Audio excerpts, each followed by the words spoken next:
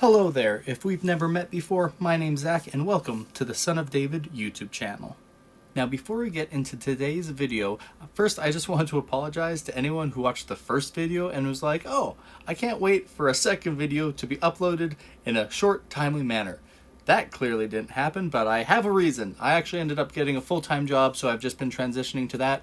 But now that I've kind of transitioned and I've got my feet underneath me again, I'm hoping to make more of these videos. So hopefully these will come out in a more regular basis and not every 2 months like my current streak is going. I'll try and get better with that. I'm sorry. But like many of you hopefully have already noticed, somebody, being me, decided to research basic 101 video editing softwares. So it took 2 months to get a second video, but now the quality will now be at least just not terrible. So that's something, right? Huh? Anyways, last video I talked about the definition of sin, and today we're doing basically the exact opposite, and we're talking about the definition of holy. Now for me, holy was always an interesting word, where sin for me had always just kind of meant the bad. Holy always seemed to mean the good, and also Jesus liked it. Like, it was like there's like good, great, amazing, but if Jesus also liked it, then it was holy. Like, it was super good with a twist of religion. However, surprise, surprise, just like the concept of sin, the more I did some research into the actual meaning of this word, the more I realized that my personal definition didn't even come close to capturing how profound this concept is. So, let's get started and start diving into what is the real meaning behind the word holy. Which means, of course, it's time to learn another random Hebrew word. Now, today's Hebrew word is kadosh. This word is the root word that we use to create the word holy, and its original meaning is basically the equivalent of set apart or completely unique. Now, the first time this kadosh word is ever used in the Old Testament sets a really good example for what type of set apart something is to be kadosh. Now, the first time this kadosh word is ever used is Exodus 3:5. Now, to set the scene for our story, our main character is Moses. Now, Moses used to be an Egyptian prince, but then found out he was actually of Hebrew heritage. This caused him to freak out when he saw an Egyptian killing one of his fellow Hebrews, and he ended up actually killing the Egyptian and then needed to flee for his life. He went to an area called Midian, where he found a wife, he settled down, and he's actually become a shepherd, and he's been basically a shepherd for a couple decades now. And that's when our story takes an interesting turn.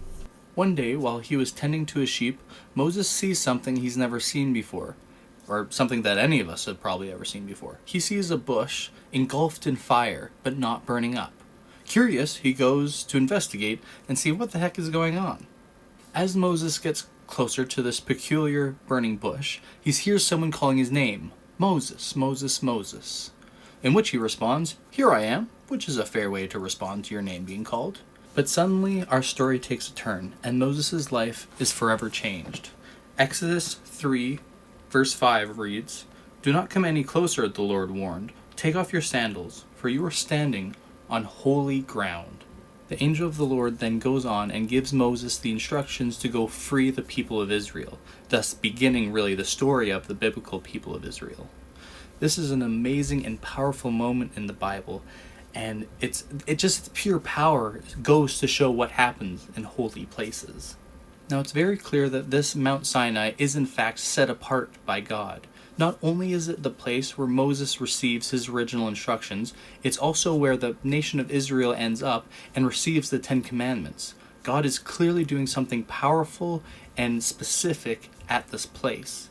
And it's interesting when you look at one of the first things that the angel of the Lord asks is for Moses to remove his sandals.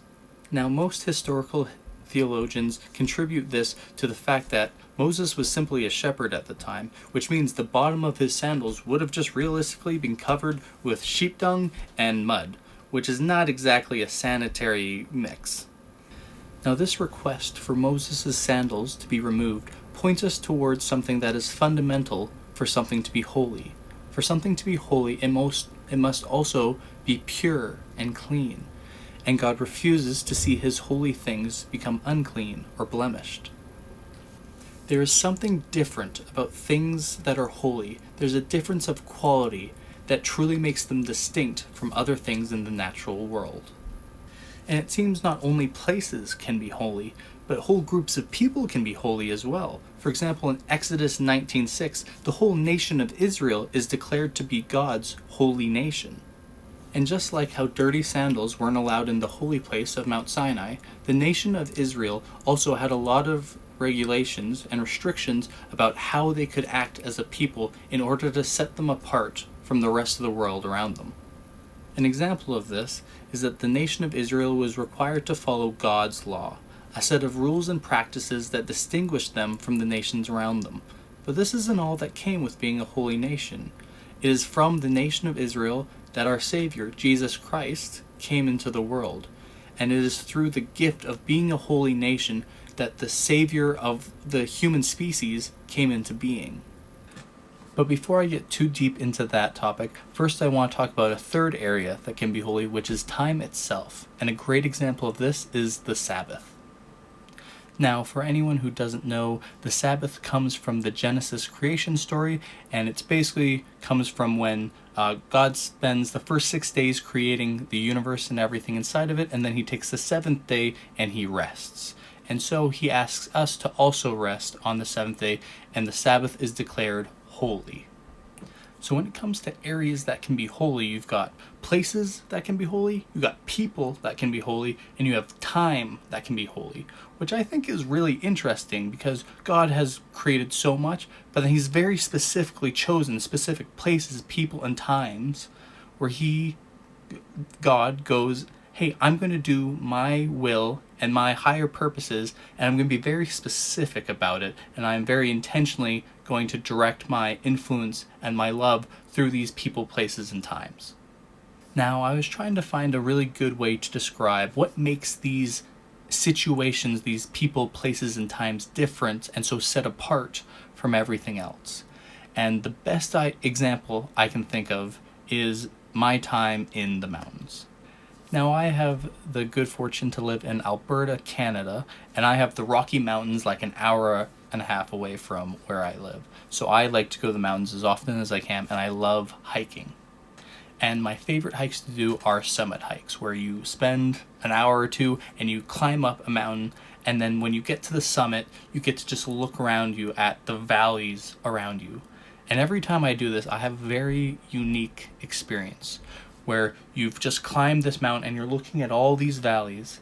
And at least for myself, I always have this feeling of feeling just so small.